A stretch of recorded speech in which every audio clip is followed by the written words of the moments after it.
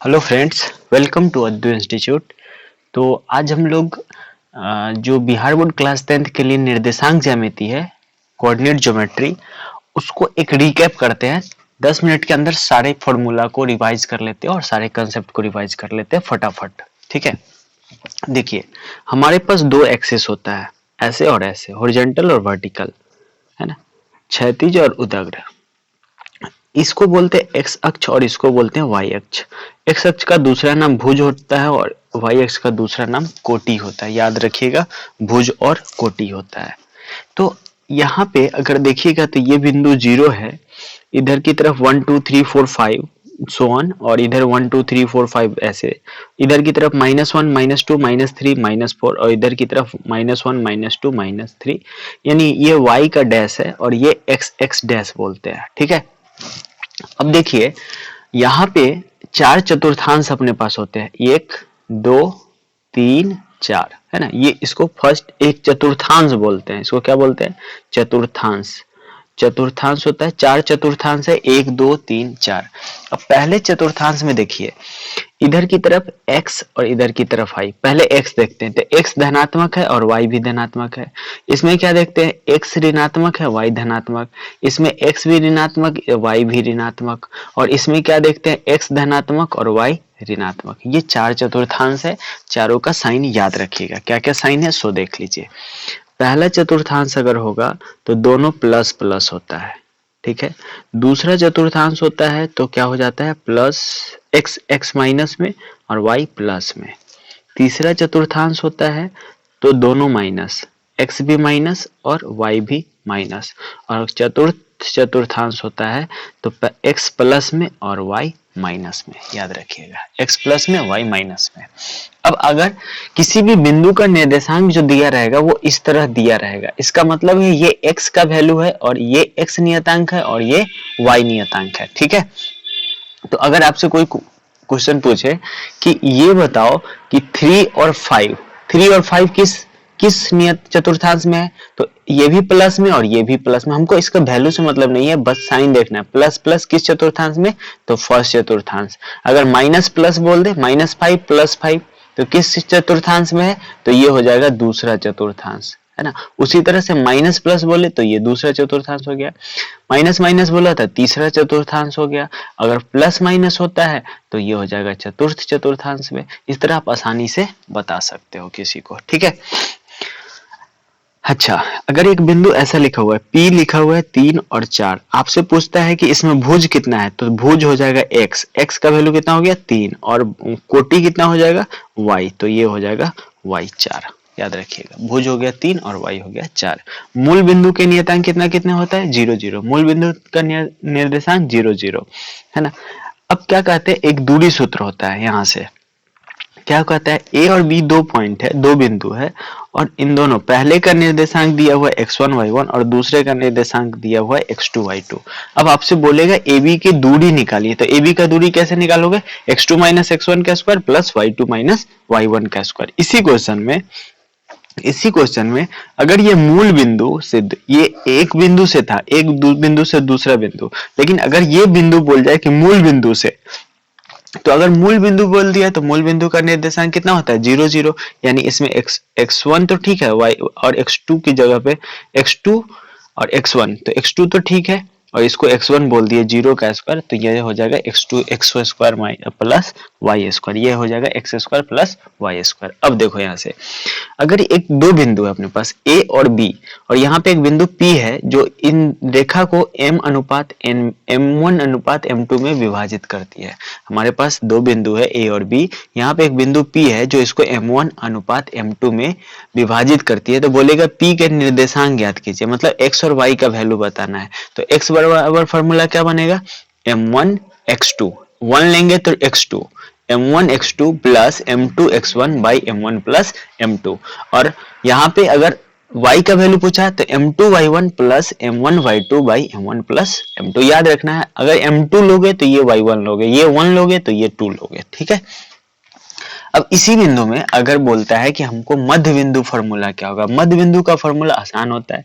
मध्य बिंदु का फॉर्मूला क्या करना है, मतलब ये भी 1 हो जाता है, ये भी 1 हो जाएगा। इस कंडीशन में क्या करना है, मध्य बिंदु का निर्देशांक, अगर इसमें पी एक्स वाई मध्य बिंदु है तो जैसे इसमें एक्स वाई का वैल्यू निकाले ना, वैसे ही हो जाएगा, ये x1 plus x two by two और y1 plus Y two by two. जैसे यहाँ पे एक रेखा दिया हुआ है AB, AB के बोलेगा मध्य बिंदु का निर्देशांक बताइए, तो मध्य बिंदु के लिए निर्देशांक यानी पी एक्स वाई ऐसे लिखो, पी एक्स वाई, इसका निर्देशांक क्या हो गया, तो x के लिए लिखेंगे x1 plus x two by two और y के लिखे y1 plus Y two by two, 4 2 6 बटा 2 और 8 बटा 2 यानी 3 और 4 हो जाएगा। ये हो गया मध्य बिंदु का निर्देशांक। अब क्या मिलता है ना, किसी त्रिभुज में मान लीजिए ये शीर्ष दिया हुआ है ना, A B और C, इसका निर्देशांक है x1 y1 है ना, इसका निर्देशांक है x2 y2 और इसका निर्देशांक है x3 y3 है ना।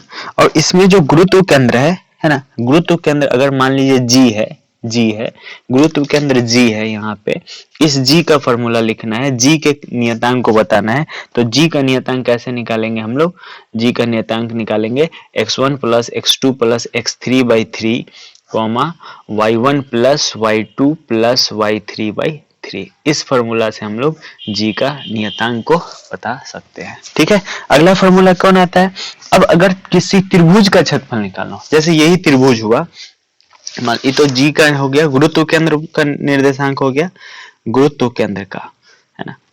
अगर आपसे पूछे कि इस त्रिभुज में G का वैल्यू तो निकालना है, अगर त्रिभुज का क्षेत्रफल निकालना हो तो कौन सा फॉर्मूला यूज करेंगे, तो त्रिभुज के क्षेत्रफल के लिए क्या करेंगे सो याद रखिए। पहले एक फिगर बना के आपको सिखाते हैं। यहाँ ABC एक त्रिभुज है, x1 y1 और ये हो गया B x2 y2 और ये हो गया C x3 y3। तो इसका जब क्षेत्रफल निकालने को बोलेगा, एरिया ऑफ त्रिभुज ABC का क्षेत्रफल अगर आपसे पूछे तो कैसे निकालेंगे, उसका फॉर्मूला, क्षेत्रफल का फॉर्मूला हो जाएगा 1/2। यहाँ पे मोड लगा देंगे है ना, मोड का मतलब इसमें जो भी होगा वो पॉजिटिव हो, धनात्मक हो जाता है। देखो पहले x1 लेना है, x1 लोगे, ये 1 है तो ये हो जाएगा 2 3 1 2 3, अगर ये 1 होगा तो ये 2 3, अगर ये 2 हुआ, अगर 2 हुआ तो 2 के बाद कौन आता है 3 और 3 से फिर 1 से स्टार्ट हो जाएगा, और फिर कौन होगा x3 तो 3 ही तक जाना है तो फिर 1 से स्टार्ट कर लो, 1 और 2 है ना। तो ये हो गया मोड। अब मोड क्यों लगाए हैं, मोड इसलिए लगाए हैं क्योंकि मोड के अंदर कोई भी वैल्यू रखेंगे तो वो क्या बन जाएगा, धनात्मक बन जाएगा। ठीक है, और हम जानते हैं त्रिभुज का क्षेत्रफल निकालना है तो क्षेत्रफल कभी ऋणात्मक नहीं हो सकता, इसलिए वो हमेशा धनात्मक देगा। अगर आपका आंसर ऋणात्मक आता है तो आप उसके परिमाण को, जैसे -27 आया तो आप आंसर में 27 लिखो। ठीक है, याद हो गया, फिर से एक बार लिख के सिखा देते हैं। क्या होता है फॉर्मूला क्षेत्रफल का, त्रिभुज का क्षेत्रफल का फॉर्मूला होता है 1/2। ठीक है, अगर यहाँ पे x1 लेंगे तो y2 और 3 हो गया, क्योंकि 1 आया तो 2 3 हो गया। फिर अब x2 लोगे, x2 के बाद कहाँ जाना है 3 तक, 3 से फिर रिटर्न हो जाना है 1 पे। अब अगला होगा अगर 3 के बाद तो है ही नहीं तो 1 और 2। ये हो गया त्रिभुज क्षेत्रफल।